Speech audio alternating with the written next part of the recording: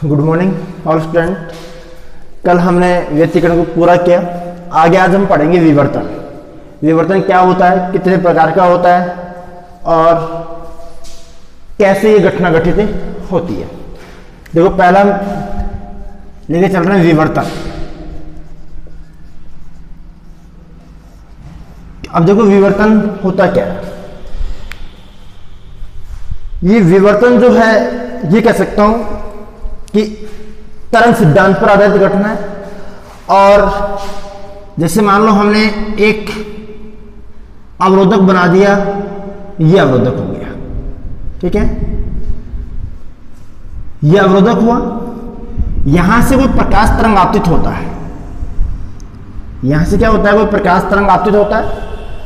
तो प्रकाश तरंग इन अवरोधक के जो क्षीण किनारे हैं, इन अवरोधक के क्षीण किनारों से टकराकर मुड़ जाता है तथा उसकी जो अवरोधक की जो छाया क्षेत्र होता है उसमें प्रकाश प्रवेशित हो जाता है। इसे हम क्या कहते हैं, विवर्तन कहते हैं। इसे हम क्या कहते हैं, विवर्तन कहते हैं। जो विवर्तन की घटना होती है, ये विवर्तन की घटना ग्रामाल्डी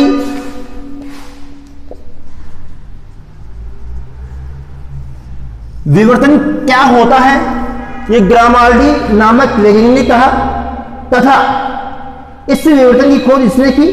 और पहले इसने खोजा कि विवर्तन एक्चुअल में होता क्या है। उसके बाद में फ्रेनल नामक कोई वैज्ञानिक था। इससे फ्रेनल नामक वैज्ञानिक ने तरंग सिद्धांत के आधार पर इस विवर्तन की क्या की, व्याख्या की। और विवर्तन की व्याख्या करने के बाद में इसमें विवर्तन के प्रकार बताए और कहा कि ये दो प्रकार का होता है, एक फ्रॉनहोफर विवर्तन होता है और एक फ्रेनल विवर्तन होता है, ठीक है। इसने दो प्रकार के विवर्तन बताए, एक फ्रॉनहोफर और एक फ्रेनल विवर्तन बताया। तो सबसे पहले जो फ्रेनल और फ्रॉनहोफर विवर्तन होता है वो क्या होता है, पहले इसने बताया फ्रेनल विवर्तन, दूसरा बताया फ्रॉनहोफर विवर्तन। ये दोनों विवर्तन के प्रकार है और दोनों विवर्तन के प्रकार की व्याख्या करते हुए उसने कहा कि जो फ्रेनल विवर्तन होता है, ये जो फ्रेनल विवर्तन होता है, इस फ्रेनल विवर्तन जैसे मान लो ये प्रकाश स्रोत है और यहां पर ये क्या है, कोई पर्दा है। क्या है, कोई पर्दा है। तो जो प्रकाश स्रोत और पर्दा है, इससे प्रकाश स्रोत और पर्दे के मध्य जैसे मान लो क्या हो गया, यहां पर मैंने कुछ स्लिट ले ली, जैसे ये हो गया, ठीक है। इसे मैंने ए पॉइंट दे दिया, इसे मैंने क्या दे दिया, बी पॉइंट दे दिया। और इन दोनों के मध्य जो द्वारा दूरी है वो कितनी, स्मॉल डी ले ली, ठीक है।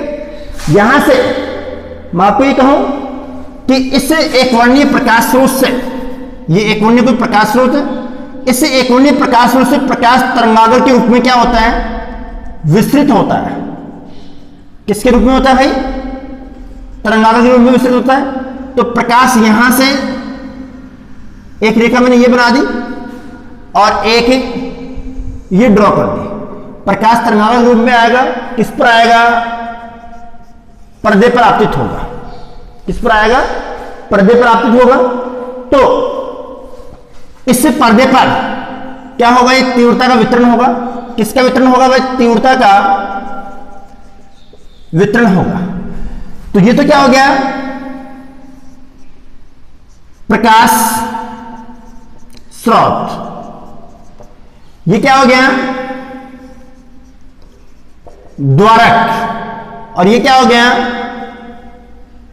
पर्दा। इन दोनों की मध्य दूरी कितनी, कैपिटल डी ले लेंगे।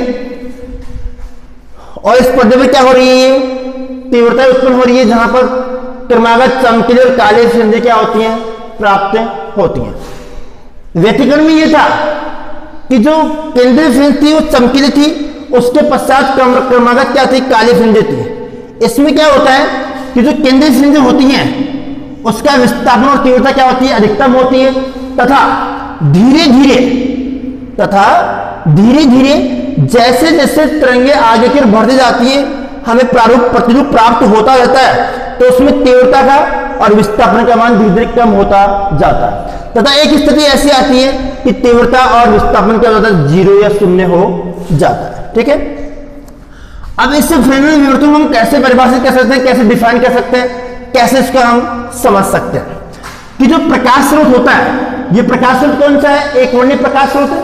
ये एक वर्णीय प्रकाश स्रोत और ये जो पर्दा है, एक वर्णीय प्रकाश स्रोत और पर्दे, या ऐसे कहें कि जो प्रेक्षण बिंदु है जहां पर हमें प्रतिरूप प्राप्त होता है, वह प्रेक्षण बिंदु और प्रकाश स्रोत, इनके मध्य जो दूरी होती है, या ये इनके मध्य जो दूरी होती है, ये क्या होती है, सीमित होती है। उसे तो हम क्या कहते हैं, फ्रेनेल विवर्तन कहते हैं। उसे हम क्या कहते हैं, फ्रेनेल विवर्तन कहते हैं। तथा जो प्रकाश, इससे फ्रेनेल विवर्तन में अब देखो हम क्या कह सकते हैं, फ्रेनेल विवर्तन के बारे में हम ये भी कह सकते हैं कि जैसे हमें सूक्ष्मदर्शी पढ़ा था, प्रकाश किरण प्रकाश में पढ़ा था कि तो सूक्ष्म जो अपारदर्शी होता है, सूक्ष्म अपारदर्शी जो डिस्क होती है, उस डिस्क के द्वारा भी क्या होता है, फ्रेनेल विवर्तन होता है।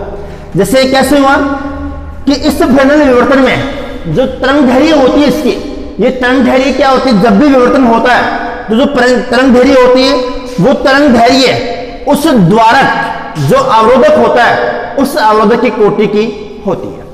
इसमें दो तरंगें हमारे पास में होती है, एक होती है प्रकाश तरंगें। क्या होती है, पहला तो होता है प्रकाश तरंगें, प्रकाश तरंगें।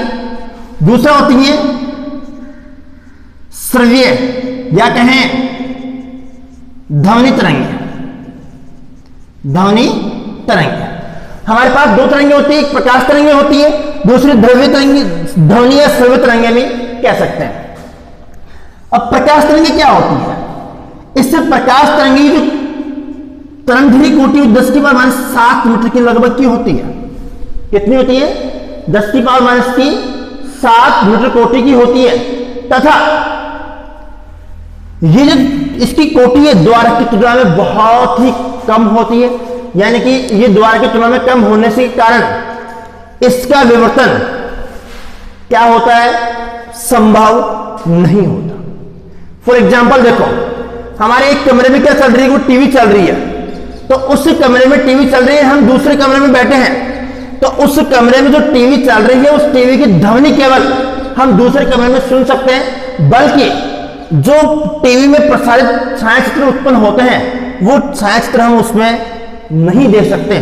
तो क्या हो गया भाई, प्रकाश तरंगों का विवर्तन उसकी कोटि के अनुसार, इसकी जो कोटि होती है तरंगदैर्घ्य कोटि 10⁻7 मीटर होती है, जिसे हम विवर्तित गठित घटना नहीं कह सकते। जबकि जो ध्वनि तरंगें होती हैं उनकी कितनी होती है, लगभग 1 सेंटीमीटर के लगभग होती है। कितनी होती है, लगभग 1 सेंटीमीटर के लगभग होती है।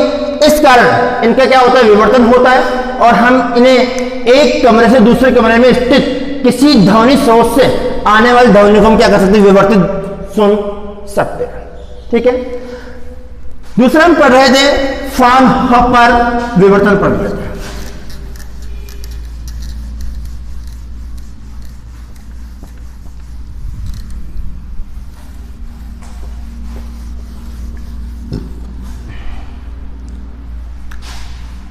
दूसरा क्या पढ़ रहे थे, फ्रॉनहोफर विवर्तन पढ़ रहे थे। अब ये फ्रॉनहोफर विवर्तन होता क्या है, मैं आपको ये कहूं कि इस घटना में प्रकाश स्रोत और पर्दे पर जो विवर्तन प्राप्त करते हैं उसमें अवरोधक या द्वारक, जो अवरोधक या द्वारक जो होता है उनके मध्य जो प्रभावी जो दूरी होती है, अप्रभावी जो दूरी होती है, वो दूरी क्या होती है, असीमित होती है। दूरी क्या होती है, जो प्रभावी दूरी होती है क्या होती है, असीमित होती है। तो उसे हम क्या कहेंगे, फ्राउनहोफर विवर्तन कहेंगे। इस फ्राउनहोफर विवर्तन में जब हम पर्दे में प्रतिरूप प्राप्त करते हैं तो उस पर्दे में प्रतिरूप कैसा प्राप्त होता है हमें, वही केंद्रीय फ्रिंज चमकीली होंगी, धीरे धीरे उनकी तीव्रता और आयाम घटता जाएगा, विस्थापन घटता जाएगा। तथा हम इसमें ये कह सकते हैं कि इनकी मध्य की दूरी एस्टिमेट हो सकती है जैसे अनंत भी मान सकते हैं। इसमें लेंस का उपयोग करते हैं, उसका जो ये मैंने क्या लिया, एक प्रकाश स्रोत ले लिया, यहां पर मैंने लेंस ले लिया L1,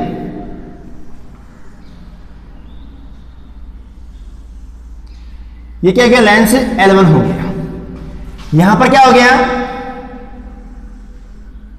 द्वारक हो गया। ये ए भी क्या है, कोई द्वारक है।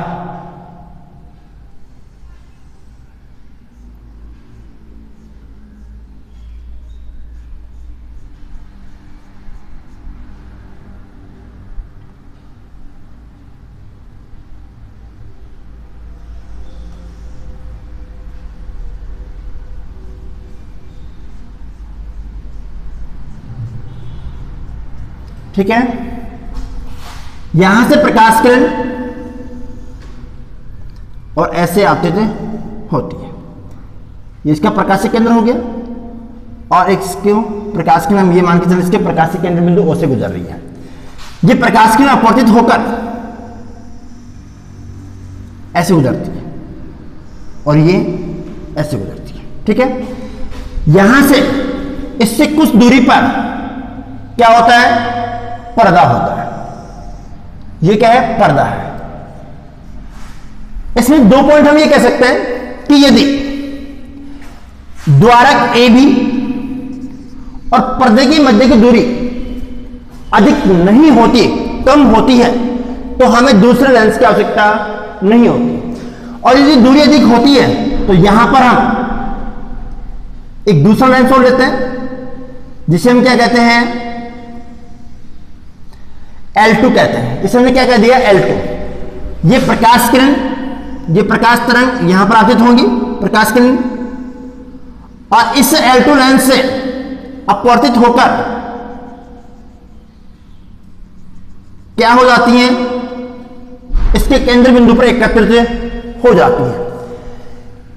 तथा ये जो तीसरी प्रकाश किरण है, इसको हम क्या मान के चल रहे हैं, ऐसे ही सीधी मान के चल रहे हैं। ठीक है, यहां से इन दोनों के मध्य की दूरी है, वो दूरी कितनी है, स्मॉल ए भी लेते हैं कई बार, और कई बार क्या लेते हैं, स्मॉल डी भी लेते हैं।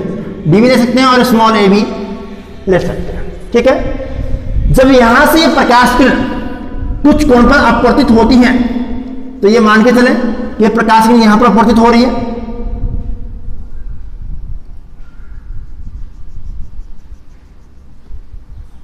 और ये प्रकाश किरण अपवर्तित ऐसे हो गई, तो इससे पर हमने क्या माना, बिंदु P मान लिया। इस पर क्या मान लिया मैंने, बिंदु P मान लिया। और ये कितना हो गया, थीटा कोण, तो ये भी कितना होगा, थीटा कोण होगा। इससे बिंदु A से मैंने इससे BP पर एक क्या डाल दिया, लंब डाल दिया। इसे क्या मान दिया मैंने, AC। हमारे पास में समकोण त्रिभुज हो गया। ये जो BC है, ये BC क्या है, इसका पथांतर कहलाएगा। BC क्या कहलाएगा, इसका पथांतर कहलाएगा। और इसे हम क्या कहते हैं, फ्राउनहोफर विवर्तन कहते हैं। ये क्या है, एक वर्णीय प्रकाश स्रोत है, यहां से प्रकाश आपतित होता है, लेंस L1 पर होता है, और ये क्या होता है, पर्दा होता है। इस पर्दे पर भी क्या होता है,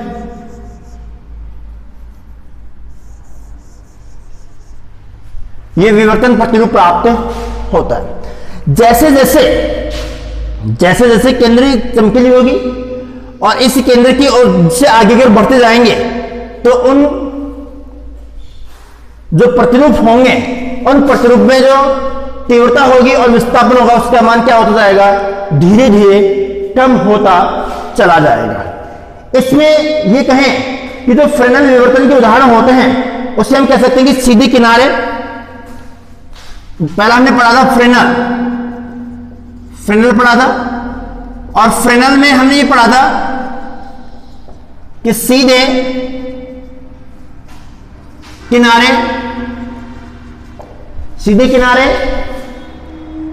संकीर्ण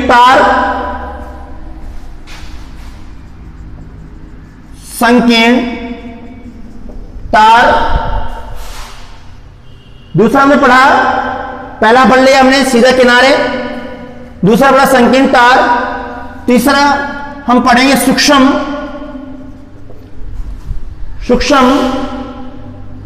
अपवर्ती, सूक्ष्म अपारदर्शी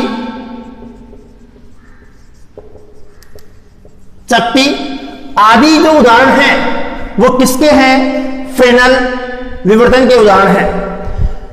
फिर फ्राउनहोफर विवर्तन, इसमें फ्राउनहोफर के विवर्तन के क्या क्या उदाहरण आएंगे?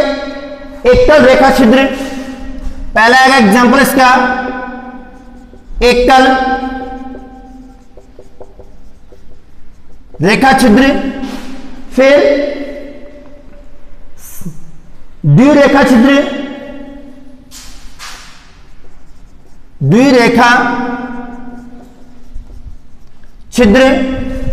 फिर आएगा विवर्तन ग्रेटिंग पर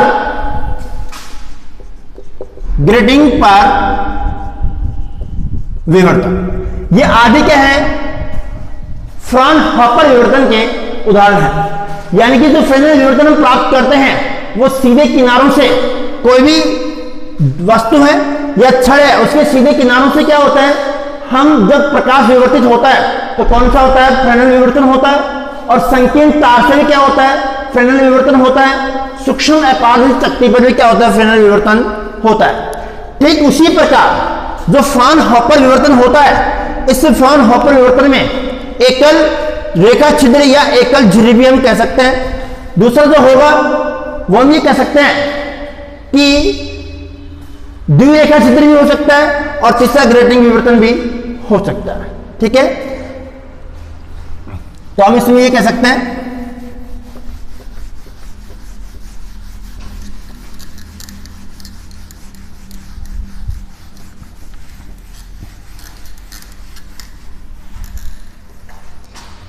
पहला हम ये कहें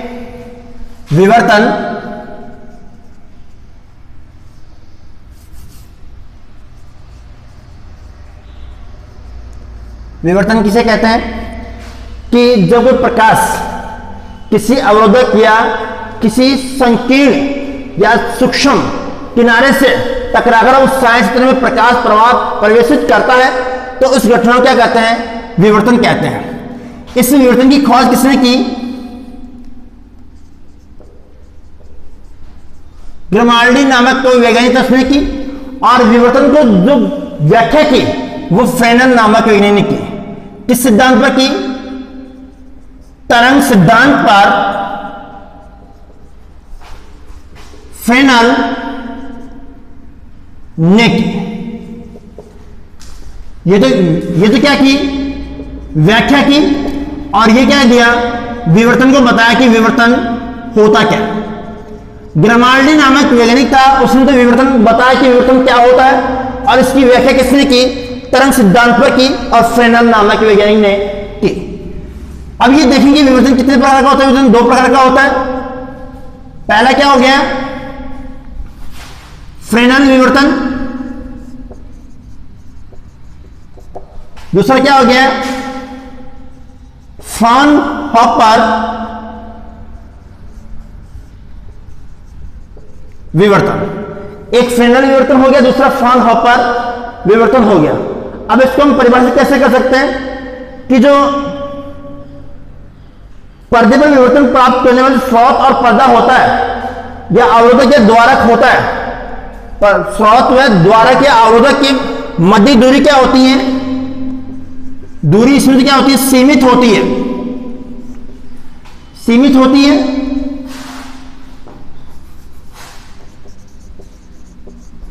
और इसमें क्या होती है? दूरी असीमित होती है। असीमित होती है। ठीक है, इसके जो उदाहरण लिए हमने अभी लिए कि जो ये प्रकाश इससे जो विवर्तित होता है ये सीधे किनारों द्वारा होता है, सीधे किनारों से संकीर्ण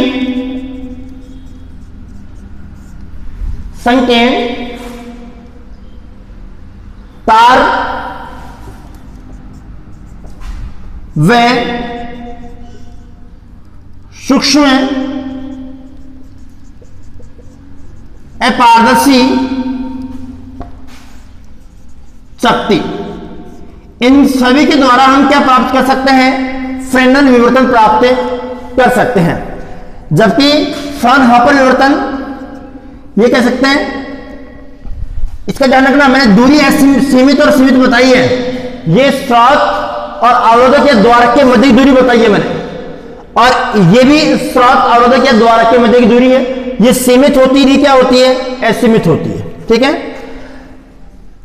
इसमें हम पढ़ सकते हैं एक छिद्र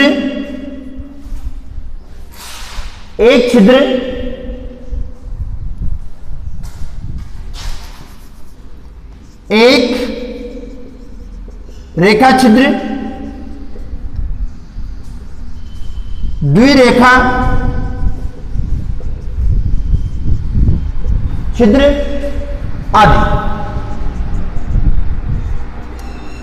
ठीक है, इसके बाद में हम फ्राउनहोफर विवर्तन के बारे में पढ़ा, फ्रेनेल विवर्तन के बारे में पढ़ा। इसके हमने उदाहरण देखे। अब आगे हम पढ़ेंगे फ्राउनहोफर विवर्तन, या ऐसे कहें कि एकल झिर्री द्वारा प्रकाश का विवर्तन।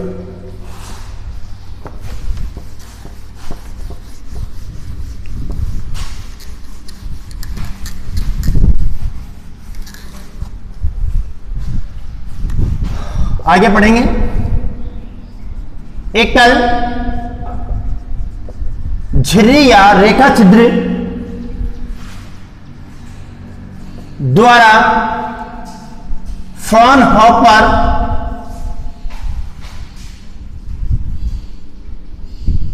विवर्तन की व्याख्या। इसमें हम क्या पढ़ सकते हैं कि जो एकल झिर्री द्वारा फ्राउनहोफर विवर्तन हमने पढ़ा है, उस फ्राउनहोफर विवर्तन की हम क्या कर सकते हैं? इसमें व्याख्या कर सकते हैं।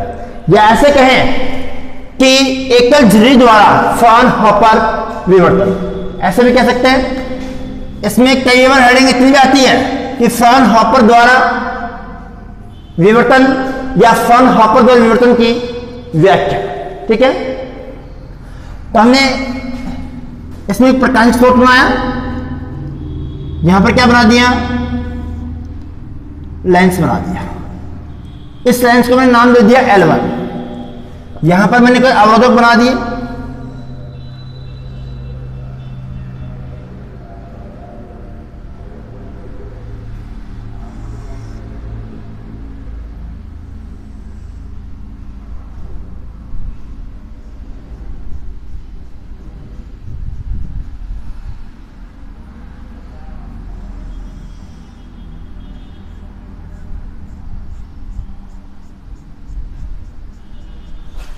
तथा उसके पश्चात आगे मैंने दूसरा लेंस बना दिया L2।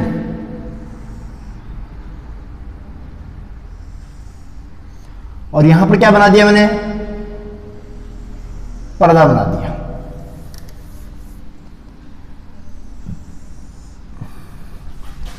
यहां से प्रकाश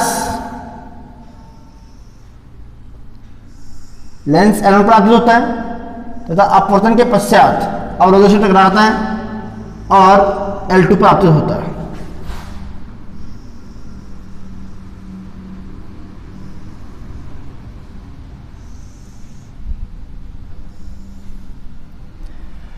कई बार क्या होता है कि कभी कभी ये लेंस जो L1 है, इससे L1 का उपयोग नहीं करते और केवल हम क्या करते हैं, इस अवरोधक से टकराने के पश्चात ही पर्दे पर आपतित करवाते हैं। ठीक है,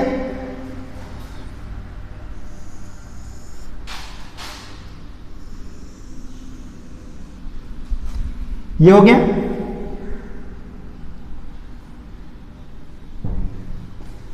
यहां से इसे हमने ए नाम दे दिया, इसे हमने क्या नाम दे दिया, बी।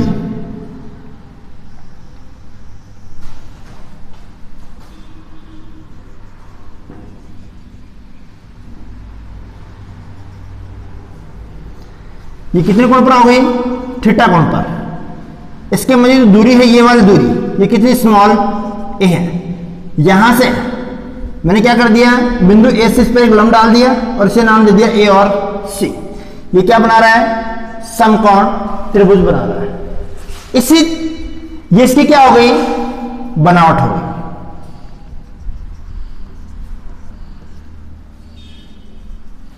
ठीक है, इससे मैंने क्या मान लिया, बिंदु P मान लिया। ये क्या है, प्रकाश स्रोत। तो ये क्या हो गया, फ्रॉनहोफर विवर्तन हो गया। इसकी बनावट हो गई। बनावट में क्या क्या करेंगे, एक L1 लेंस लेंगे, एक अवरोधक लेंगे, इसे हम क्या कहेंगे, अवरोधक या द्वारक। ये क्या हो गया, पर्दा हो गया। ठीक है, एक L1 लेंस लेंगे, दूसरा क्या लेंगे, L2 लेंस लेंगे। दूसरा जो L2 लेंस है, कभी कभी आपने ये भी पढ़ोगे आप कि जो L1 L2 लेंस है, इसकी आवश्यकता ना होकर सीधे द्वारक से भी क्या होता है, प्रकाश अपवर्तित होकर पर्दे पर आपतित हो जाता है। ठीक है, तो यहां से हम इसकी बनावट पढ़ेंगे और नेक्स्ट क्लास में इसकी कार्यविधि और इसके जो पथांतर का है वो वैल्यू हम ज्ञात करेंगे। धन्यवाद।